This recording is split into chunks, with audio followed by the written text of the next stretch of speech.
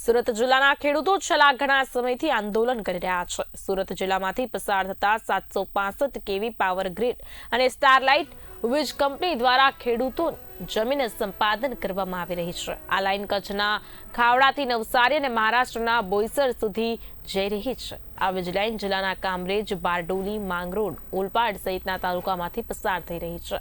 વાણિજ્ય વ્યવસાય માટે ખેડૂતોની મહામૂલી જમીન કોડીના ભાવે સંપાદન કરવામાં આવી રહ્યું છે। ખેડૂતોને મળવાપાત્ર કિંમત નહીં મળતા તેમજ જે ભાવ નક્કી કરવામાં આવ્યા છે તેના કરતા ઓછા ભાવ મળતા ખેડૂતોમાં રોષ જોવા મળી રહ્યો છે, જેને પગલે ખેડૂતો હવે લડી લેવાના મૂડમાં જણાઈ રહ્યા છે। તો બીજી તરફ જિલ્લા કલેક્ટર દ્વારા ખેડૂતોને બેઠક માટે બોલાવતા હાલ પૂરતી પદયાત્રા સ્થગિત કરાઈ છે। જો બેઠકમાં પ્રશ્નનું નિરાકરણ નહીં આવે તો 1 સપ્તાહ બાદ ફરીથી પદયાત્રા શરૂ કરવામાં આવશે। પદયાત્રાને પગલે વીરપોર ગામમાં ચુસ્ત પોલીસ બંદોબસ્ત ગોઠવી દેવામાં આવ્યો હતો।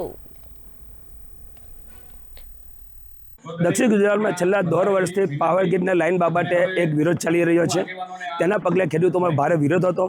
ખેડૂતોએ કલેક્ટર સાહેબે વળતર ચૂકવવા માટે એક વધારે જંત્રી ચૂકવાય એવો કલેક્ટર સાહેબનો એક ઓર્ડર હતો, પરંતુ પાવર ગ્રીડ દ્વારા કલેક્ટર સાહેબનો ઓર્ડર ધોઈને પી ગયા અને ખેડૂતોને જે ઊંચામાં ઊંચી જંત્રી આપવાની હતી તેની જગ્યાએ ઓછી જંત્રી આપીને વળતર ચૂકવવાની વાત કરી।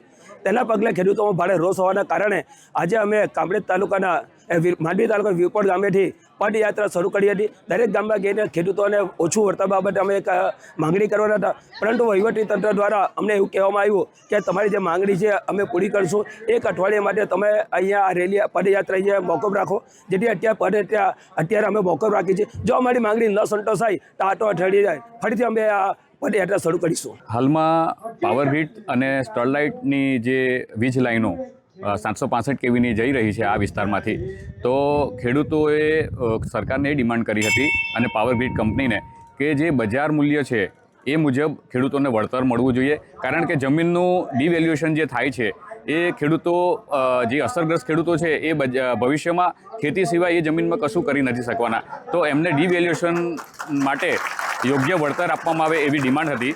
પાવર ગ્રીડે અને કલેક્ટરશ્રીએ આદેશ કરેલો હતો કે તમને આજુબાજુના ગામની જંત્રી મુજબ જે હૈયસ હશે એનું વળતર મળશે, પરંતુ કોઈ કારણસર અગમ્ય કારણ અથવા તો સરકારનું દબાણ હોય એ નથી આપણને આઈડિયા, પણ એ કારણથી હવે પાવર ગ્રીડ અને પાવર ગ્રીડ કંપનીના અધિકારીઓ એમના જે લેખિતમાં આપેલા વચનથી ફરી ગયા છે, ત્યારે ખેડૂતોએ આ આંદોલનનો માર્ગ અપનાવ્યો છે। અને આ માધ્યમથી હું સરકારશ્રીને પણ નિવેદન કરું અને નમ્ર વિનંતી કરું કે આપ ખેડૂતોના હિતમાં યોગ્ય નિર્ણય લેશો, જેથી કરીને ખેડૂતો ભવિષ્યમાં દુઃખી ન થાય।